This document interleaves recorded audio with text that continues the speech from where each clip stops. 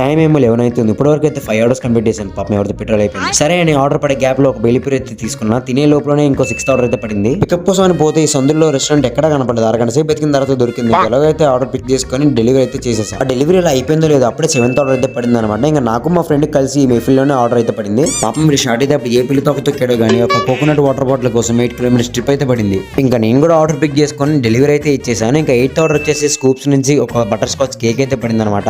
ఇంకా కేక్ ని ముందు పెట్టుకొని స్టార్ట్ అయ్యేసరికి ఫుల్ వర్షం అనమాట. ఇంకా ఈ ఆర్డర్ కంప్లీట్ అయ్యేసరికి 12:30 అయితే టైం అయింది. ఇంకా ఇంటికి వెళ్దాంలే అనే టైంలో 9th ఆర్డర్ అయితే పడింది అనమాట. ఇంకా వెంటనే పికప్ చేసుకుని డెలివరీ అయితే ఇచ్చేసాను. ఇంకా 10th ఆర్డర్ వచ్చేసి మనకి బాబురావు బిర్యానీ దగ్గర నుంచి అయితే పడింది అనమాట. వెళ్తుంటే ఇక్కడ చింటు బ్రో అయితే ఉన్నాడు. గెలిస్తే నా సామాన్లు ఎక్కడ సైడ్ వేస్తాడో అని చెప్పి సైడ్ నుండి వచ్చేసా. ఇంకా నేను స్టార్ట్ అయ్యి డ్రాప్ లొకేషన్ కి వెళ్ళి డెలివరీ ఇచ్చేసరికి 1 అయితే అయిపోయింది అనమాట. ఇక్కడతో 10 ఆర్డర్స్ కంప్లీట్ చేసుకొని ఇంటికైతే వెళ్ళిపోయా. సో మొత్తానికి 6 అవర్స్ లాగిన్ నుండి 10 ఆర్డర్స్ కంప్లీట్ చేస్తే 878 రూపీస్ అయితే ఎండ్ చేసా. ఐ హోప్ ఈ షార్ట్ నచ్చింది అనుకుంటున్నా. ఇంకా మళ్ళీ కలుద్దాం. ఉంటాను. బాయ్.